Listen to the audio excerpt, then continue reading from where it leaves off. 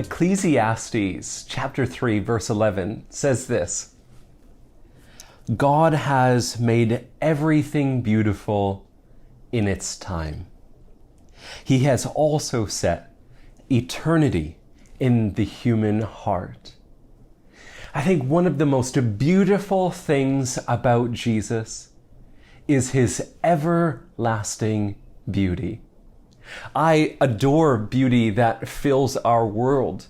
Landscapes and people and poetry, wrongs righted and so on.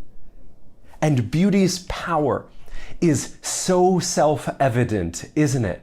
We long for it in our very beings. Not merely in a cosmetic sort of capacity, but more salient things like nature and the arts. Maybe it's a long walk outside, or maybe it's downloading an album, or maybe it's a painting, or maybe it's just a really good book under the summer sun.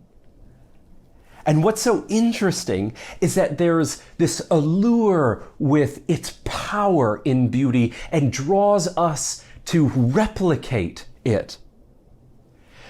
Austrian philosopher Wittgenstein once wrote that when the eye sees something beautiful, the hand wants to draw it.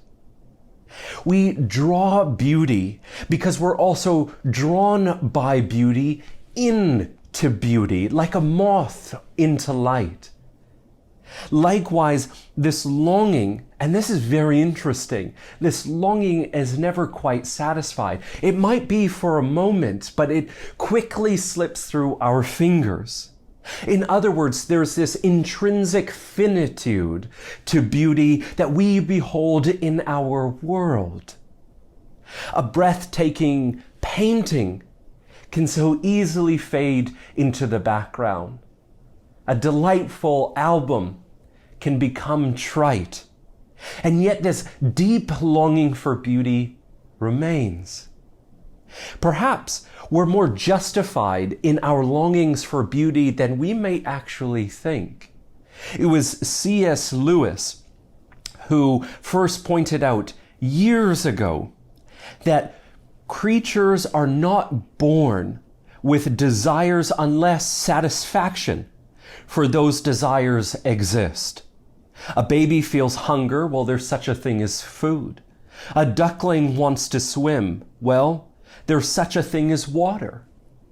And if I find within myself a desire which no experience in this world can satisfy, the most probable explanation is that I was made for another world.